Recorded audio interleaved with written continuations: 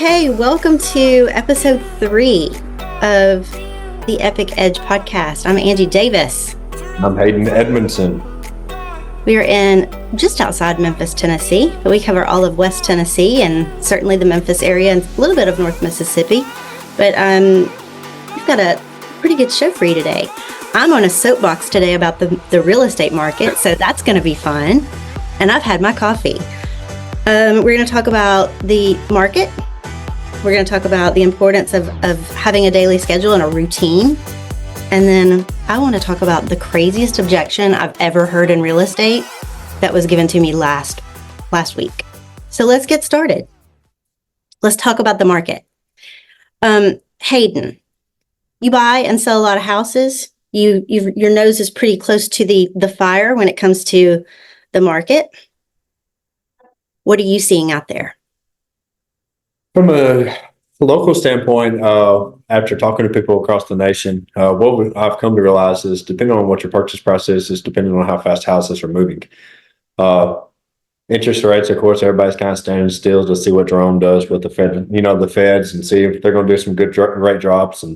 But from a local standpoint, man, we're still moving. The purchase prices in Memphis are historically lower than what they are across the country. So we're still moving. I think we have roughly a 2.5 month supply, which is average. I mean, that's nothing crazy. I mean, of course, that's not COVID times, but compared to before then, we're still fine. Houses are still moving. People are still appreciating. They're still making money. Investment properties are flying off the shelf, of course, still. We're still moving. You've got, and I think your audience is like mine. There's probably a good mix of real estate agents and, the general public that's not real estate agents, but just consumers in our local market. I think 2.5 months inventory, like that doesn't sound like a lot. Or, you said it's normal. It's really actually low compared to what a normal market is. I hate to even say a normal market anymore, because I don't know that there is such a thing. But a healthy, like a balanced market where it's really not really a buyer's market, not really a seller's market, that used to be like 4 to 6 months of inventory. And, we're well below that. The agents that I coach and that I run with, like I think they get tired of me saying this, but it is so true, because I think there's such an opportunity to educate people on the market. Because, I have family members, I have friends who just read the headlines on what they say the market's doing, and they think that, well, that's true in my market in wherever they are, in Memphis, Tennessee, and it's not. So I'm pretty passionate about that. So there's my soapbox for the day, is that the market is hyper local. Because, there are some agents, there's friends that we were just talking about, some that in Florida and New York and California, like they're having a very different market conversation with their clients than what we are. You look at it and say, I think we were looking at it earlier, from a local standpoint, we went up over 15% last year and 6% so far this year. So right. Appreciation. So that's 21% almost. In a down economy, when everybody else is like taking bloodbaths in the higher purchase prices, And even through like the slower months, we were flat. We weren't going backwards. So I think that's hugely important to understand and keep in mind. Yes, your market might be slow, but what you do on a day-to-day is what's going to determine your outcome. We're definitely not COVID times. Hopefully, or maybe we won't see that again. Maybe we do. We don't know. But I don't know. As anybody wants to get, I guess some people do, but real estate was good during that time. Like, it was super easy to sell a home then. I know it's a lot of unfortunate things happened to a lot of people during that time frame, but real estate was easy and fun then. You can make a lot of money. I think there were a lot of buyers too. Like, a lot of people were jumping in because they had cash, they had options, it was just a very active market. One thing I don't want to recreate is we made 60, I think it's my little team that we had at the time made over 60 offers in one given month and got 0 accepted.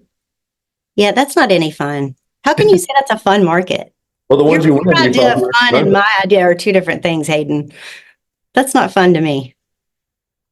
But, it was definitely a different time. I don't know that we'll go back there again. I kind of don't think we will. We have not solved the supply crisis, and we have like we have a demand for affordable housing, and we're So if just you not think there about it, yet. like with the Fed raise going up, like interest rates went up, all that did was price people out of the market, right? And we can all agree to that. But those people didn't go anywhere. You have the biggest buying generation, the people that are, 28 to 40 years old. Most of those people are just now starting to buy their first homes. Right. So with interest rates going up, you pent up demand and made it to where those people can't afford a home.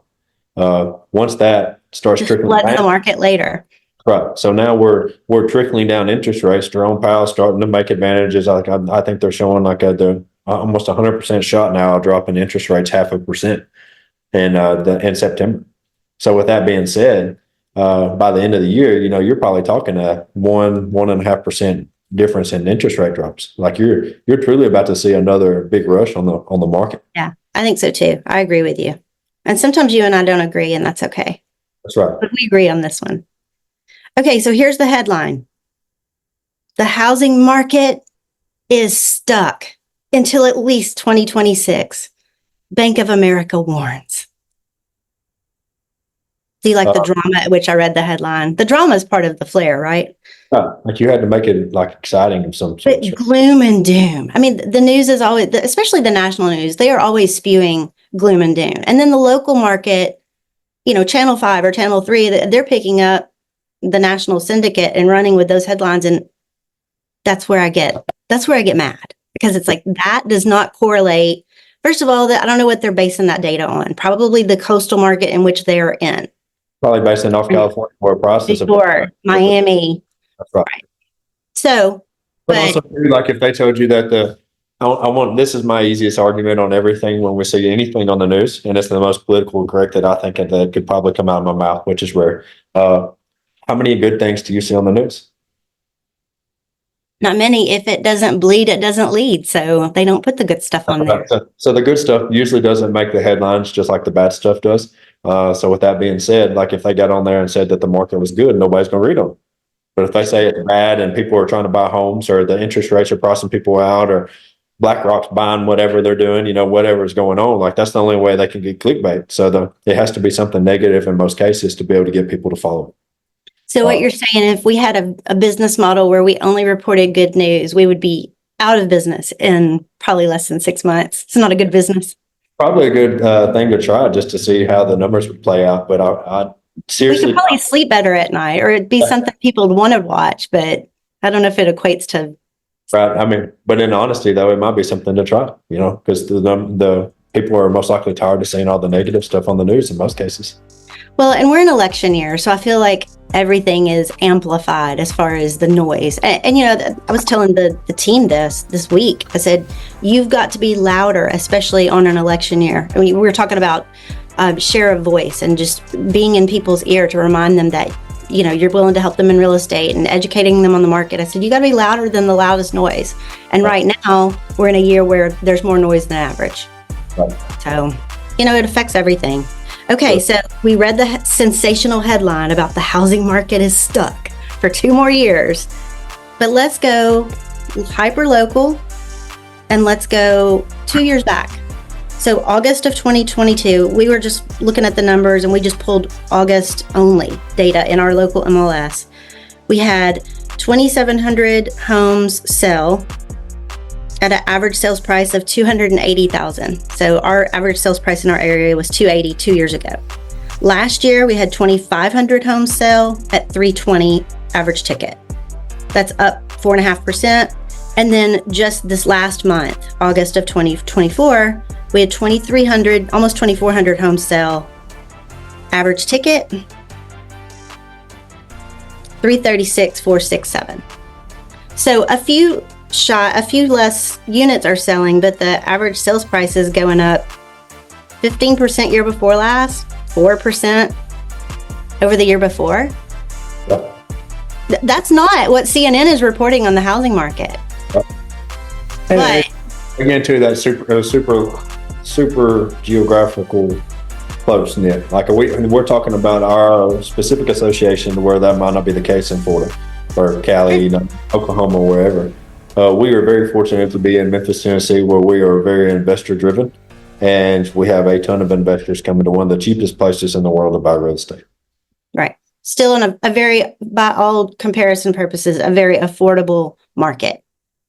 Compared to most, that's correct. But I think whether you're in Memphis, whether you're in the most expensive city in the United States, like it is up to the agent to be the deliverer of that market information, because the client, the consumer, the buyer and seller who's out there making buying decisions, they're basing it a lot of times off of the headlines. And Right.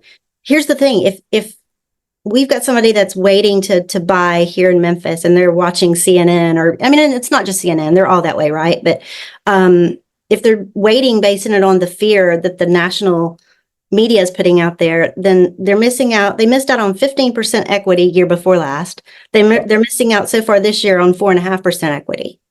Right. That irritates me, because Yeah. that's just lost revenue for them.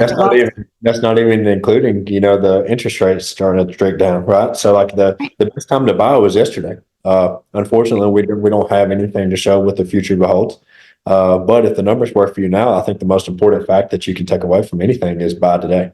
If interest rates work for you now and you love the home and you think you could be here for X amount of time of your lifetime, buy the home, because it's most likely going to go up. Historically, I think the exact number for the last 70 years, there's only been 6 years of negative appreciation. Most of those centered around 08 and 09. 08, 09, 10, and 11, and it started bouncing back then. So, I mean, historically, it's a good investment to buy real estate. Yep, absolutely. All right, well, I'll get off of that soapbox. But the market and like the national news versus leaning on an agent who gives you a local interpretation of the market, that's something I'm pretty passionate about. When you're talking to all these local agents, I think one of the best things they could do is know their numbers. Don't go in there thinking that you can just kind of dodge around the bushes, I guess is the nicest way to say it. You've got to know your numbers. Go in and make sure you know your numbers. Show that the market's went up this, it's done this. Jerome Powell's professing to drop interest rates, X%. That if you give them full of knowledge and you give them those statistical answers that make sense, it's going to make sense for them to buy that home now. Well, and what that means for them. What that means for them is that they don't have a higher house note later because they waited and it went up another 20% in value. Or what that means for them is that they can buy now versus waiting for interest rates to drop a little bit more, but they're competing with 10 other offers because other people were waiting too. Like, I think you always have to show them, hey, here's the statistics. Here's what the market's doing. Now, what that means for you, the consumer, is this. So anyway, good conversation about the market. It'll be interesting to see what happens through the winter months and going into the first of the year. Speaking of the end of the year and all the things that are happening on election year, we've been talking about the election cycle. I heard the craziest objection I've ever heard in real estate, and I've been in real estate since 2009. So that's a lot of objections that I've gotten. Do you want to hear the objection? What is it? We are waiting to hear, this was somebody told me last week, we're waiting to see what happens with the presidential debate, which was last night. At the time we're recording this, it was last night. And I just thought they misspoke and they meant the presidential election. And I said, you mean the election? And they're like, no, we want to see how the candidates do on the debate before we make the decision. On the debate? What? I mean, how crazy that they're making buying decisions based on, I don't know, an interview? I guess, the only thing I can see is I'm a numbers person, right? Like, I don't pay attention too much to the politics, but my thought process would maybe be that they're trying to see how the market reacts, maybe something from that effect. But again, I'm going to lean on what I said earlier. If the numbers make sense for you to buy now, because historically numbers are going to go up, interest rates are going to go down, more people are going to come into the buying market. That means more competition. That means higher purchase prices. That means appreciation. If the numbers work now, buy. Well, I asked the person on the other end of the phone, I said, do you think that the value of your home or the home you're about to purchase, do you think it's going to go up or down in between now and January 1st, much less between now and Friday based on and they laughed and they're like, well, no, probably not. It may just not grow as much.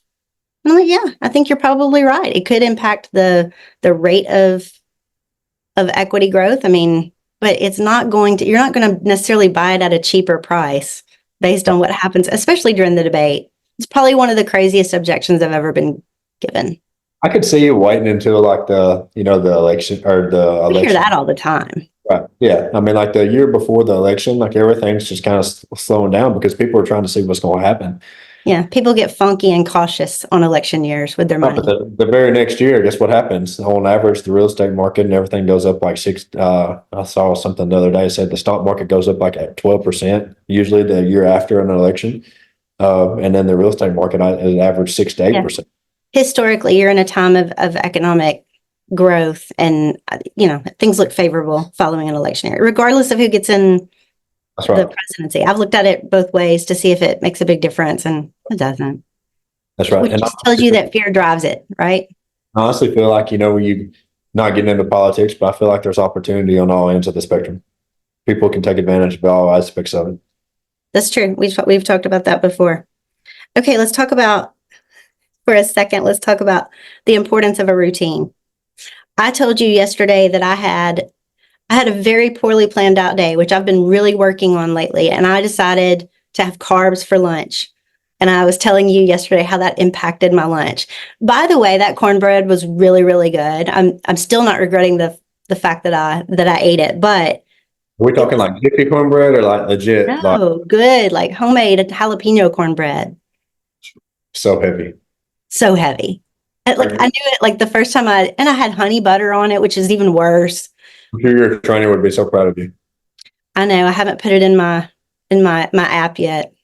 It's gonna suck when I look at those numbers. Can't wait for him to watch this video. But I did it, and then 3 hours later, I'd hit a wall because I'd had carb crash. How important is it that you plan out? We're talking about meals right now, but the importance of a planned out day, but your diet's part of it. We talk about that. You and I talk about that sometimes. I mean, even down from a physical stature, when you walk into a room and you have that physique that draws attention, or you hold yourself to a higher tier, people respect you automatically. Just because they're like, hey, this dude's disciplined enough to go to the gym every day and not see results for 3 months. 2 months, 3 months, 6 months, whatever you're adamant about. And it might just be losing weight. Like, you don't have to walk in and be the super buff guy. But if you lose weight and you hold yourself to a higher tier than what the average American does in the United States, which is not very accountable in my opinion. But if you hold yourself to that level, that gives you a stature. That gives you the confidence to walk into the room and feel confident in your skin. For sure. But even down to like a structured daily schedule, your day is 100% dependent upon what you have scheduled for yourself. Because if you don't have a schedule, you're literally just spinning your wheels. You have nothing to push. You have nothing to look forward to. You have no goal to measure to see if you were accountable and you achieved your goals for that day. I'm not saying you have to have it down to 15-minute increments, but there is a portion of your life that needs to have some sort of schedule or a goal for you to be able to hit and or try to achieve on a daily basis. Right. I mean, I've never really thought about it this way until we're talking about it now, but even the idea of creating the schedule, just that you go back and check, I'm off. That's an accountability measure right there, just creating a written out purposeful day. Whether you follow it or not, that's a different story, but at least you're aware of it and there's accountability there. Yeah, you have I'll go back to the physique thing. If you have a trainer or somebody that's holding you accountable, you have your carbs and fats and protein goals that you have to hit every day. The point of it is to not, if you mess up, it's not that really big of a deal, but you have a measurable goal that you have to hit or not. That's the whole point of it. If you're not tracking it and you're not focusing on what you're doing on a day-to-day aspect, you're just doing free willy stuff. You're just doing whatever heck you want to, and that's fine. Right. Some people can do it. Those are usually the worst decisions when you haven't planned it out. You make especially when it comes to diet. Anything fast and on the fly is never the right choice. Yeah. And guys, we're talking about physique just because that's a big thing for me and Angie both. But don't think that we don't live on those Texas Roadhouse rolls on a Friday night. That cinnamon butter is top notch. No one ain't gonna say it's not, right? My cornbread yesterday, loved it. But I was aware of what I ate the rest of the day. And I will be accountable and you hold yourself accountable 6 out of 7 days. like, or 5 out of 7 days when it comes to your work ethic or whatever you're trying to achieve. If you work 7 days a week, like, man, you need to talk, because like we could be best friends. But it's just one of those things. Like, if you better yourself once. I heard a guy say this the other day. He's like, I don't track my calories. I don't do, I'm not really particular on what I do. He said, but what I do try to do is every day I try to eat just a little bit better. If you do that for a long enough period of time, your body is going to change, just because you're not eating that gallon of ice cream and those cookies. Like, I love doing that just as much as anybody else, but he has a goal of just doing a little bit better every single day. It can be really that simple. Consistency and accountability. That's absolutely true. Well, I'm 4 weeks into my journey, and I think we're going to do an episode strictly on physical health and how that impacts your productivity. But this is kind of a good intro to it, because it does. I've noticed just an increase in my ability to focus and my energy, my mental energy, as well as my physical energy. So there's something to that. Absolutely. Okay, so by the time we will do our next podcast, I bet you'll be a dad. Are you excited? I am. We are kissing 39 weeks today. So we have 1 week left until the due date.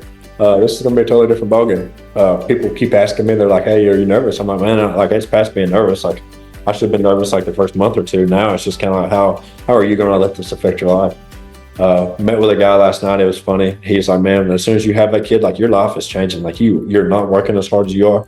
And I'm like, man, you don't know me. Like, you do not know me at all, my friend, because I am here to prove you wrong. Am I saying that my life won't change? The answer is no. But I can guarantee you that I will still achieve in life, and I will still hit my goals every single day. I might have to get up earlier, and it might look a little different. I don't know how you can get up any earlier than you already do. It's just, in life, and me and Angie have talked about this all the time. Life is nothing but perception, right? And you can, two things that have always been held against me are age and kids, right? Well, the only reason you're able to work 60 or 70 hours a week is because of your age. But also too, age has been used against me from an experience standpoint. When I 32 years old now, and I'm walking across leading, crews of, rehabbing homes, buying rentals, stuff like that. Well, age has been used against me. And I hadn't lived through 08 and 09. Well, that's okay. I haven't, but what I have done is this. And the same thing with kids. Well, the only reason you're able to do this is because you don't have kids. Well, that little sucker can go with me every single day. I might be walking houses with the little Allen hangover kid on my chest. Like, we'll figure it out. So. That's one good thing about real estate. You can take your kids with you if you need to. My son went with me. He was the key card holder at the time. We still had key cards. Hey, we're all professionals in our own ways, but being relatable and being a professional go hand in hand. Sure. So if you're a mom or a single dad or a dad that's walking around trying to do a multitasking 10,000 jobs at once, like, that just makes you more relatable. Yeah. So absolutely. Go show those homes to that kid. I promise you it'll help you. Yeah, that's true. I mean, your kid does have to kind of act right halfway. You know? So, if you've got a bad kid, it could hurt you, but One of the funny stories, my grandma, she's 80 now. She's a real estate professional as well. And she always tells stories about me walking around at 3 and 4 years old, going and showing people homes. So I walk around, this is the living room, the traditional early 2000s showing a home type deal. And so that's pretty funny. Just train your kid to do that, right? Like, they can be your assistant. One of our agents, Haley Griffith, shout out to Haley if she's listening to this. She takes her son on a lot of showings, especially in the summer, when they're out of school. And she would give him, I thought this was a great tip. She would give him her phone and she would say, now I want you to take pictures of everything you see wrong with the house, but don't tell mommy until we get in the car. And that kept him busy and kept him engaged and keeping up with everybody. And he felt like he had an important job. And then she would find stuff, and sure enough, she would notice things that, he caught that she didn't on the initial walkthrough. But it's pretty smart. That's right. Little walking tax deductions. That's right. That's right. Don't you think I hadn't had that conversation? Oh yeah, for sure. Well, I'm excited for y'all. I told you a while back that don't worry, it's all going to be okay.